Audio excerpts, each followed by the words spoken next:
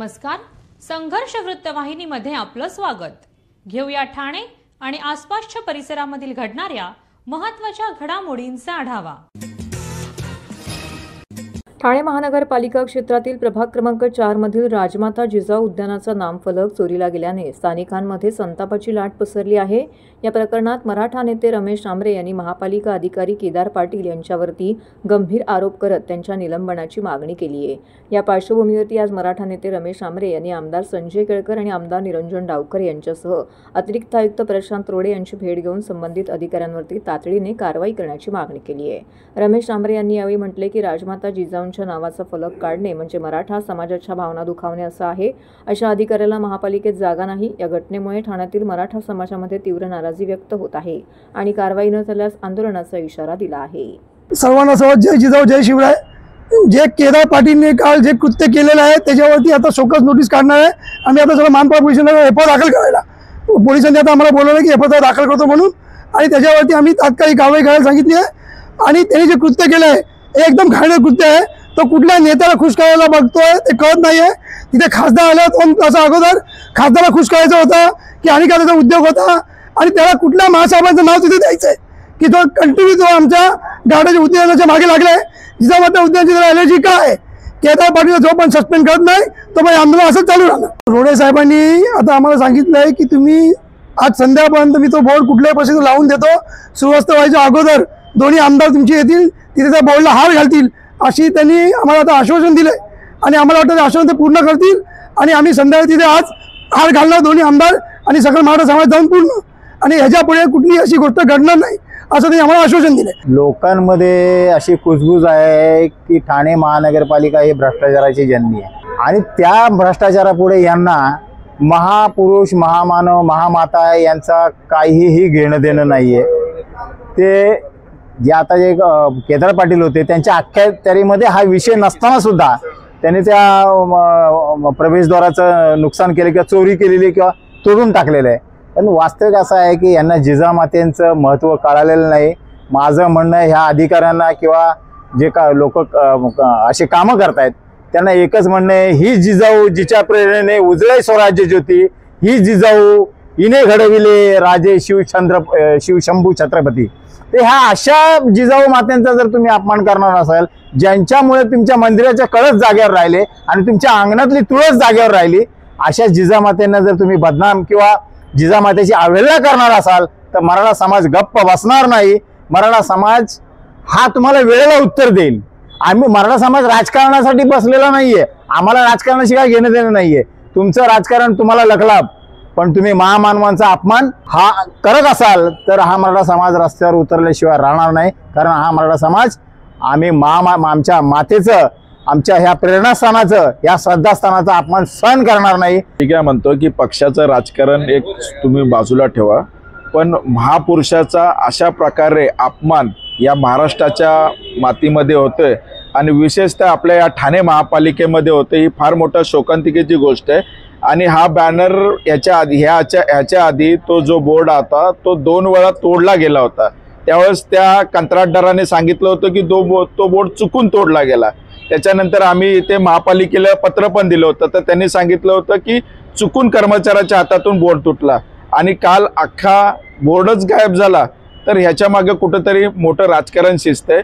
पण तरी पण आम्ही एक नम्रपणे सकल मराठा समाजातर्फे विनंती करतोय की ज्या महासाहेब जिजाऊंनी छत्रपती शिवाजी महाराजांसारखा एक शिवपुत्र या महाराष्ट्राच्या भूमीला दिला, आणि तो महाराष्ट्राचा नाही तर संपूर्ण राष्ट्राचं असं स्वाभिमान असलेलं छत्रपती शिवाजी महाराजांसारखं आपल्याला महापुरुष लाभलेलं आहे. राष्ट्रमाता राजमाता यांना पण सुद्धा महासाहेब जिजाऊ महापुरुषाचा दर्जा आहे.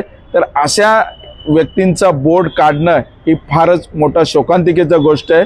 आम्ही ठाणे महापालिकेमध्ये आता प्रशांत रोडे साहेबांना आम्ही पत्र दिलेलं आहे, सकल मराठा समाजातर्फे पत्र दिलेलं आहे की असा महापुरुषाचा अपमान आम्ही सकल मराठा समाज सहन करणार नाही.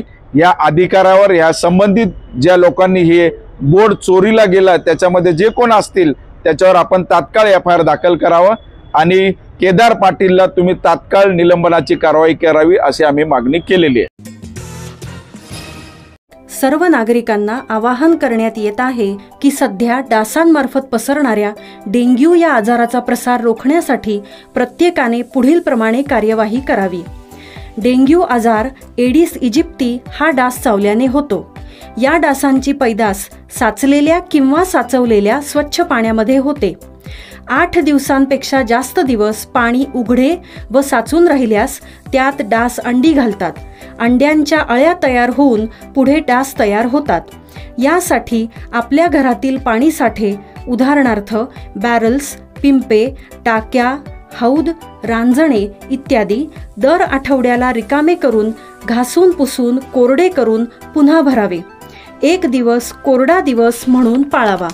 पाणी साठ्यांना घट्ट झाकणे बसवावीत किंवा जुनी साडी, चादर, धोतर यांनी बांधून झाकून ठेवावीत, म्हणजे डास त्यात जाऊन अंडी घालणार नाहीत। घराच्या गच्चीवर आजूबाजूला अंगणात कोठेही पाणी साचू देऊ नये। भंगार सामान उघड्यावर टाकू नये, उदाहरणार्थ टायर्स, प्लास्टिक सामान, कुंड्या, टाकाऊ वस्तू इत्यादी। अशा सामानात पावसाचे पाणी साठून त्यात डेंग्यूच्या डासांची पैदास होते। घरातील कूलर्स, फ्रीजच्या पाठीमागील ट्रे हे देखील वेळोवेळी कोरडे करावेत। लक्षात ठेवा, नुसत्या फवारणीने डास घनता कमी होत नाही, तर त्यासाठी डास पैदास ठिकाणे नष्ट करणे ही आपल्या सर्वांची जबाबदारी आहे। कोणताही ताप अंगावर न काढता जवळच्या शासकीय रुग्णालयात मोफत औषधोपचार घ्या। अशा प्रकारे नागरिकांनी सहकार्य केल्यास डेंग्यूचा प्रसार रोखणे सहज शक्य आहे।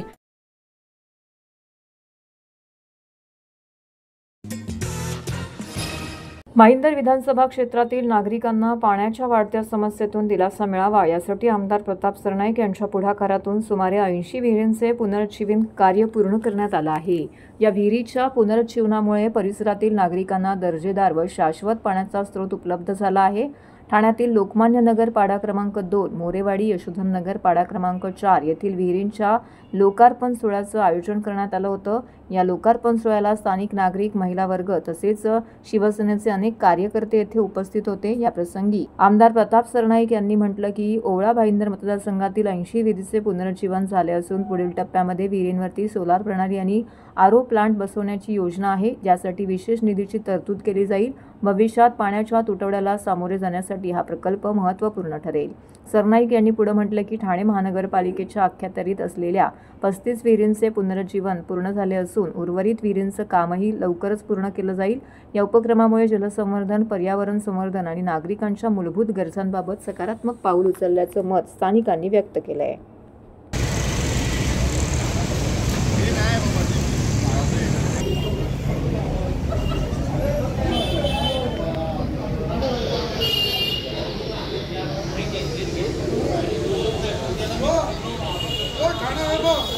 राज्याचे लोकप्रिय उपमुख्यमंत्री एकनाथ शिंदे साहेब हे राज्याचे मुख्यमंत्री असताना ठाणे महानगरपालिका क्षेत्रातील ओळा माजिवडा विधानसभा मतदारसंघामध्ये ज्या विहिरी आहेत त्या विहिरीच्या पुनरुज्जीवनासाठी मी 50 कोटी रुपयाची तरतूद करण्याची विनंती त्यांना केली होती आणि त्यामुळे त्यांनी तो निधी ठाणे महानगरपालिकेकडे वर्ग केल्यानंतर माझ्या मतदारसंघातील जवळजवळ 60 ते 65 विहिरींचा त्यामध्ये समावेश करण्यात आला। कारण जवळजवळ 80 ते 85 हजार रुपये खर्च एका विहिरीचा तो येतो आणि त्यामुळे सगळ्या विहिरी त्यातनं एकदम चांगल्या प्रकारच्या होऊन त्यातलं पाणी शुद्ध होईल आणि आज जे पाणी आता आहे ते वापरण्यायोग्य आहे आणि अजून त्याच्यामध्ये आरओ प्लांटच्या संदर्भात सुद्धा मी सूचना केली आहे। त्यामुळे ह्या आठवड्यामध्ये आरओ प्लांट सुद्धा लावल्यानंतर ह्या जे विहिरी आहेत त्यातलं सर्व पाणी हे पिण्यायोग्य होईल।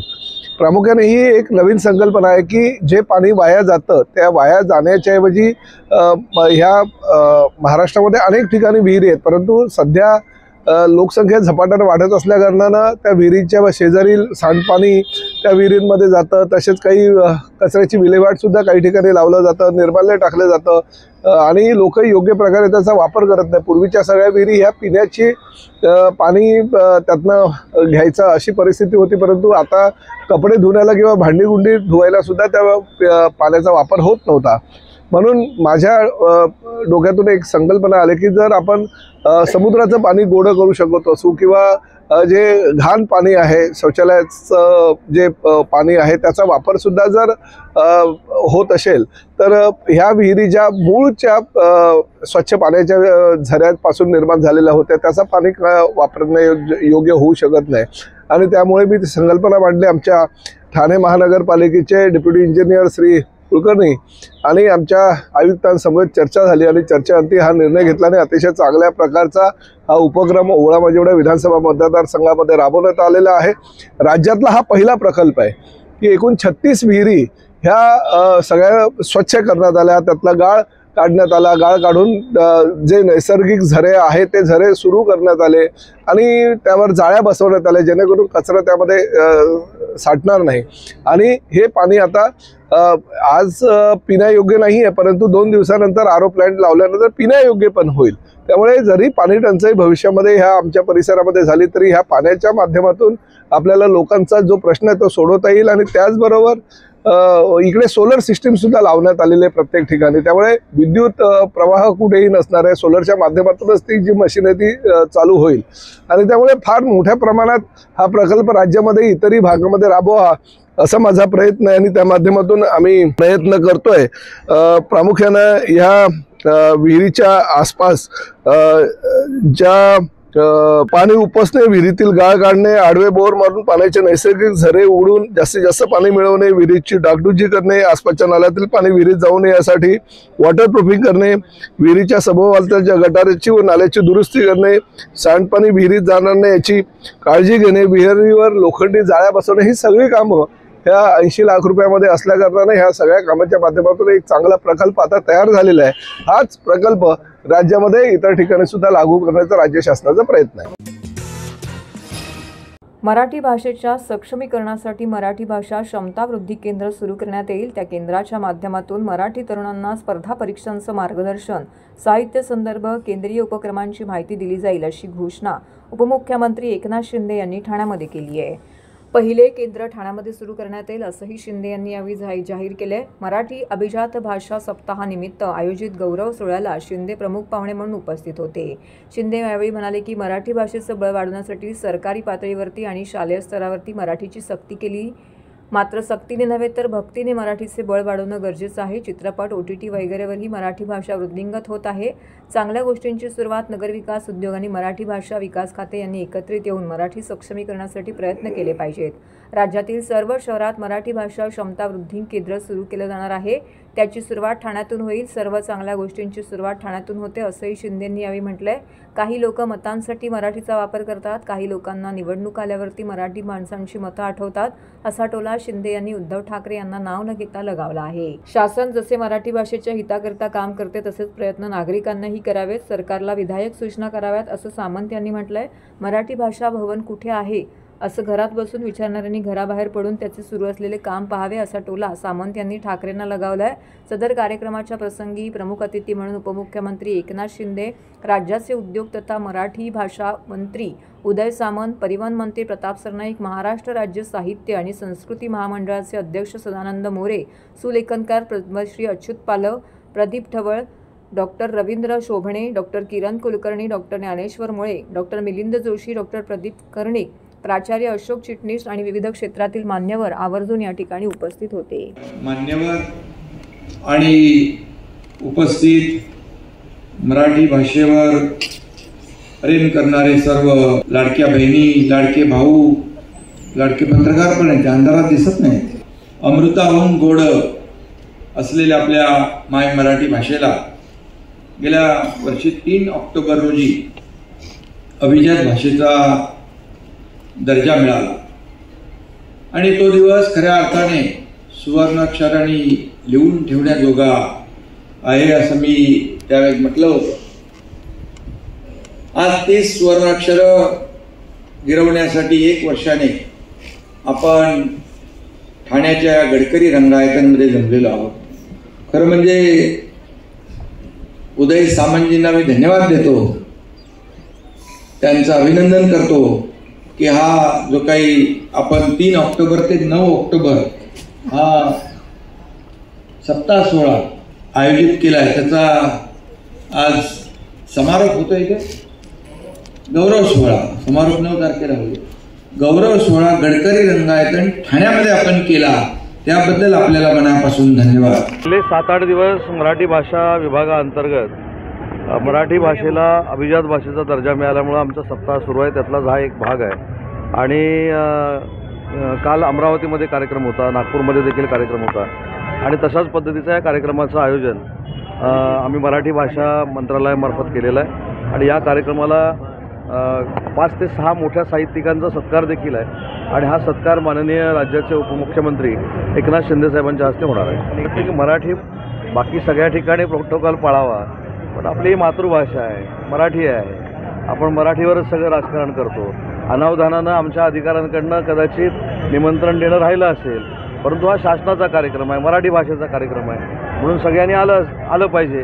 आणि जर निमंत्रण आमच्याकडनं द्यायचं राहिलं असेल तर मी स्वतः त्याची दखल घेईन, मी स्वतः त्याची दिलगिरी व्यक्त करतो. पण इकडं मराठी माणूस, मराठी भाषा याच्यावर आपण बोलायचं आणि मराठी भाषेच्या उद्धाराचा, उन्नतीचा जिथं कार्यक्रम आहे तिथं निमंत्रण नाही म्हणून सांगायचं काही योग्य नाही. तरी देखील अनावधानानं जर कोणाला निमंत्रण देणं राहिलं असेल आमच्या अधिकाऱ्यांकडनं त्याची दखल नक्की घेतली. पाठ फिरवली असं नको म्हणूया. त्यांचं नाव आहे. अशा अनेक कार्यक्रमामध्ये आपल्याला माहिती आहे नावं असलेली लोक येत नाहीत, की तुम्हीच मला यादी देऊ शकता. त्याच्यामुळं असं काय कोण आलं आणि कोण नाही आलं त्याच्यामुळं काय मराठी भाषेचा कार्यक्रम थांबणार नाही. हा शासनाचा कार्यक्रम आहे आणि अतिशय चांगल्या पद्धतीनं, दिमागदार पद्धतीनं आम्ही साजरा करतो. आपल्याला असं वाटतं की आता ते महायुतीतले आहेत, त्यांच्या कार्यबाहुल्यामुळे ते येऊ शकले नसतील, ठीक आहे, पण शिंदेसाहेब येत आहेत. मराठवाड्यातील पूरग्रस्तांना शासनाकडून भरघोस मदत मिळावी याकरिता संपूर्ण महाराष्ट्रामध्ये शिवसेना उद्धव बाळासाहेब ठाकरे यांच्याकडनं राज्यव्यापी आंदोलन करण्यात येत आहे. याच पार्श्वभूमीवरती ठाण्यामध्ये देखील शिवसेना उद्धव बाळासाहेब ठाकरे गटाच्या वतीने हे राज्यव्यापी आंदोलन छेडण्यात आले. शिवसेनेचे माजी खासदार राजन विचारे यांच्या मार्गदर्शनाखाली हे आंदोलन छेडण्यात आले. या आंदोलनापूर्वी या ठिकाणी जिल्हाधिकाऱ्यांची भेट देखील घेण्यात आली. या भेटीदरम्यान संबंधित पूरग्रस्त शेतकऱ्यांना लवकरात लवकर मदत मिळावी, त्याचबरोबर इतर मागण्यांचं निवेदन जे आहे ते जिल्हाधिकाऱ्यांकडे शिवसेना ठाकरे गटाच्या पदाधिकाऱ्यांनी दिले आहे. यावेळी शिवसेनेचे ठाकरे गटाचे माजी खासदार राजन विचारे, केदार दिके यांसह अनेक पदाधिकारी आणि कार्यकर्ते उपस्थित होते. त्यानंतर ठाणे जिल्हाधिकारी कार्यालयाबाहेर या संदर्भात जोरदार निदर्शने देखील करण्यात आली.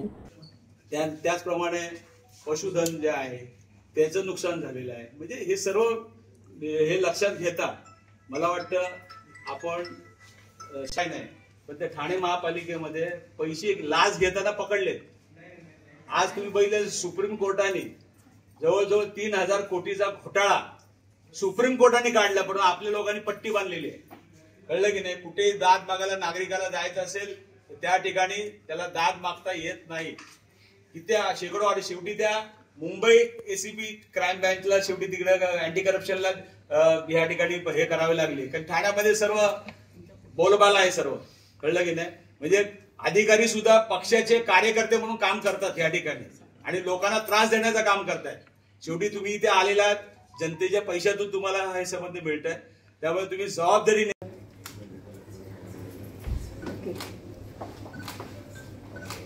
आणि आपले आता एक टेंडर काढतात, टेंडर मधला भ्रष्टाचार कमी करून इकडे मला वाटतं मराठवाड्यातील पूरग्रस्तांना मदती करता गेले शेतकरी असतील, त्या ठिकाणी आदरणीय आमचे पक्षप्रमुख उद्धव ठाकरे साहेब असतील आणि सर्व पदाधिकारी या ठिकाणी आज संपूर्ण महाराष्ट्रभर हे आंदोलन होते. प्रत्येक जिल्ह्यामध्ये तहसील कार्यालयाच्या ठिकाणी सर्व ही मंडळी या ठिकाणी शेतकऱ्यांच्या न्याय हक्कासाठी या ठिकाणी आंदोलन करत आहेत. आज सुद्धा आम्ही ठाण्यामध्ये ठाणे जिल्ह्यातले सर्व आमचे लोकप्रतिनिधी आणि या ठिकाणी येऊन त्यांना निवेदन दिलेलं आहे आणि त्यांना आम्ही सांगितलेलं आहे या पहिल्या आधी या ठाणे जिल्ह्यातला भ्रष्टाचार बंद करा.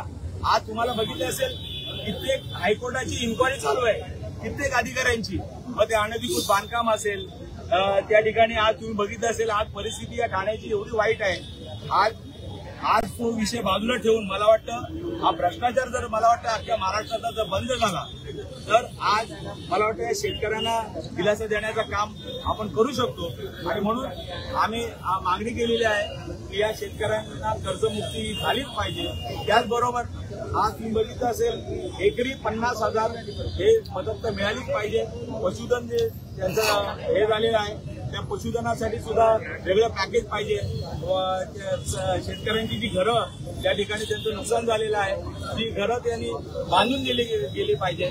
आणि आज बघितलं असेल की आज मोठ्या संख्येने मराठवाडा असेल किंवा इतर भाग असेल, मला वाटतं सर्व शेतकऱ्यांचं नुकसान झालेलं आहे. आणि आज शेतकऱ्यांना खरोखर दिलासा द्यायचा असेल हे आमच्या या प्रमुख मागण्या मान्य केल्या पाहिजेत. शासनाने बाकीचे प्रोजेक्ट बंद केले पाहिजेत त्या ठिकाणी आणि हे शेतकऱ्यांवरती आलेलं संकट हे दूर केलं पाहिजे अशी आमची मागणी आहे. सर्वोच्च न्यायालयाचे न्यायाधीश भूषण गवई यांच्यावरती राकेश किशोर तिवारी यांनी भर न्यायदानात कक्षात बूट फेकून मारण्याचा प्रयत्न केला. तसेच त्याने या कृत्याबद्दल पश्चातापही व्यक्त केला आहे. त्या निषेधार्थ राष्ट्रवादी काँग्रेस शरदचंद्र पवार पक्षाचे राष्ट्रीय सरचिटणीस डॉक्टर जितेंद्र आव्हाड यांच्या मार्गदर्शनानुसार जिल्हाध्यक्ष मनोज प्रधान यांच्या नेतृत्वाखाली तसेच ऋताताई आव्हाड यांच्या प्रमुख उपस्थितीमध्ये डॉक्टर बाबासाहेब आंबेडकर यांच्या पुतळ्यासमोर मूक निदर्शने करण्यात आली.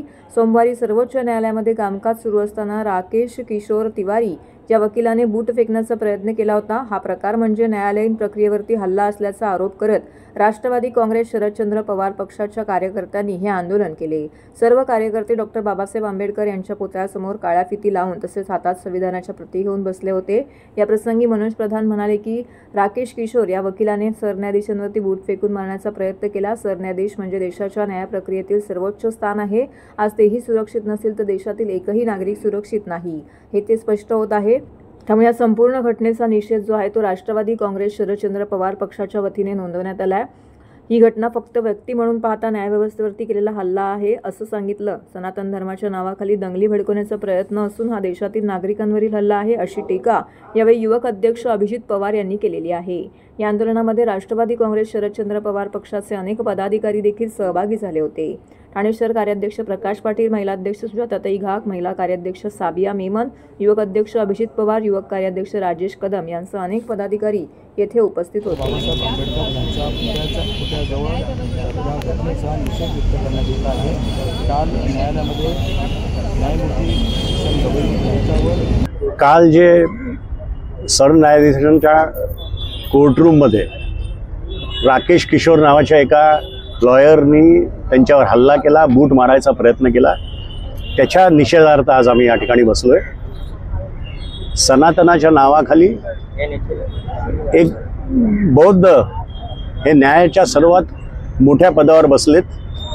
याच्या वाईट वाटल्यामुळे हा प्रकार घडलेला आहे असं आमचं ठाम मत आहे. जर सरन्यायाधीश या देशाचे सिक्युअर नसतील तर आमच्या बायका पोरांनी रस्त्यावर कसं चालायचं हा प्रश्न उद्भवतो. आज आमचं प्रामाणिक मत आहे की संविधान हे संविधानाच्या विरोधात जाऊन अशा प्रकारे जर ते करत असतील तर त्यांना कडक कारवाई त्यांच्यावर झाली पाहिजे आणि शासनाने ह्याच्यावर काहीतरी ताबडतोब प्रयोग केले पाहिजे. प्रश्नच नाही. CJ म्हणजे आज 1 नंबरच्या पोस्टवर बसलेला आहे आणि त्यांच्यावर जर हल्ला होऊ शकतो तर कोण या देशामध्ये सुखरूप आहे? कोणालाही भीती वाटेल. त्यामुळे जे होत आहे त्याच्या 10 पट लोक रस्त्यावर उतरली पाहिजेत असं माझं वैयक्तिक मत आहे. न्यायमूर्तींनी कुठलीही कारवाई करू नका असं जरी सांगितलं असेल तरी मी आज अभिनंदन करतो लॉयर्स बॉडीचं की त्यांनी त्यांना सस्पेंड केलेलं आहे. म्हणजे कमीत कमी तेवढं तरी त्याला त्यांच्या अगेन्स्ट झालेलं आहे आणि न्यायमूर्तींचा हा मोठेपणा आहे तर त्यांचं मी अभिनंदनच करीन. हे त्यांचं वैयक्तिक आहे पण तसंच त्या लॉयर बॉडीने त्यांना सस्पेंड केलं त्याबद्दल मी त्यांचे आभार मानतो. माझ्या मते सरन्यायाधीशांनी कुठेही सनातन धर्माचा विरोधात बोलणं केलं नाही. 16 सप्टेंबरला जेव्हा ती PIL टाकली होती त्याच्यात त्यांचा मुद्दा एवढाच होता की खजुराहो हे युनेस्कोचं एक नामांकित युनेस्को हेरिटेज टॅग असलेलं हे आहे. त्याच्यात ASI म्हणजे आर्किओलॉजिकल सर्वे ऑफ इंडियाच्या परवानगीशिवाय काहीही होऊ शकत नाही. सुप्रीम कोर्टही त्याच्यात मध्ये पडू शकत नाही. म्हणून त्यांची PIL त्यांनी बरखास्त केली. त्याच्या विरोधात त्यांनी हे केलंय आणि माझं असं ठाम मत आहे की हे सनातनी म्हणून म्हणतात स्वतःला पण एका बौद्ध धर्माचा माणूस सर्वात नंबर 1 पोचलेला आहे त्याच्याबद्दलच त्यांना वाईट वाटतं असं माझं प्रामाणिक मत. केंद्र शासनाला आम्ही एवढंच सांगू की जर आमचे सरन्यायाधीश स्वतःच्या कोर्टरूममध्ये सुरक्षित नाही तर तुम्ही बाकीच्या लोकांचे काय सुरक्षितता करणार? बाबासाहेबांचं संविधान या भारत देशात जपलं पाहिजे, एवढंच मी त्यांना या ठिकाणी सांगेन. तर हे होतं संघर्ष वृत्तवाहिनीचं आजचं बातमीपत्र. उद्या पुन्हा भेटू याच वेळी याच ठिकाणी ताज्या घडामोडींसह. तोपर्यंत नमस्कार.